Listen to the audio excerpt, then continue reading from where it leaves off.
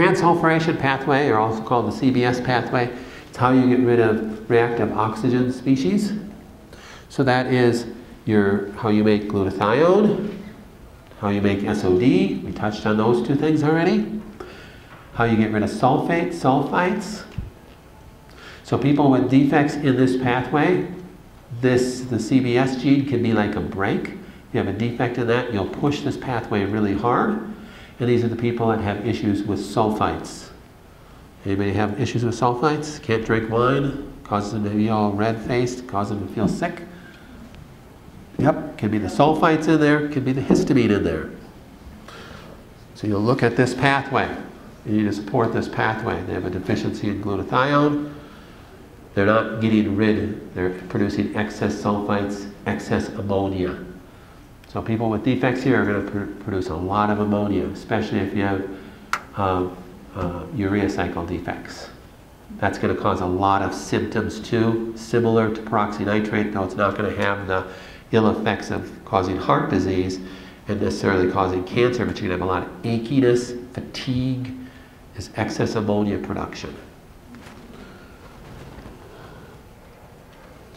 That's the CBS gene. It comes from homocysteine. And you all remember that homocysteine is the bottom of the methionine cycle. That's recycled back to SAM, right? You all got that 100% on the test I just gave. And then the CBS gene takes it down to the glutathione and such. So there's your ammonia symptoms. Kind of sounds like chronic Lyme, doesn't it?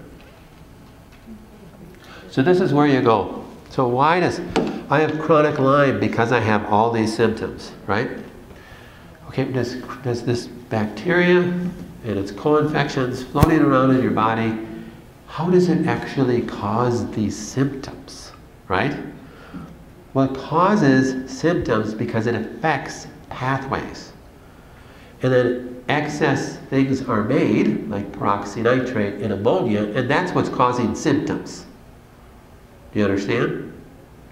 So that's as you dig into why, and you keep asking that question, why, that's where you're going to get to some base things that you can really help a patient with. What are the symptoms if it's too small to read? I can't help you with your vision.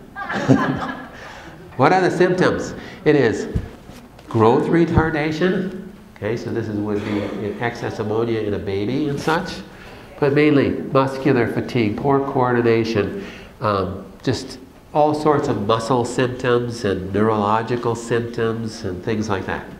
It depends on where it is. If it's in the muscles, you're going to have more muscle system symptoms. If it's in the brain, you're going to have more upper motor neuron symptoms.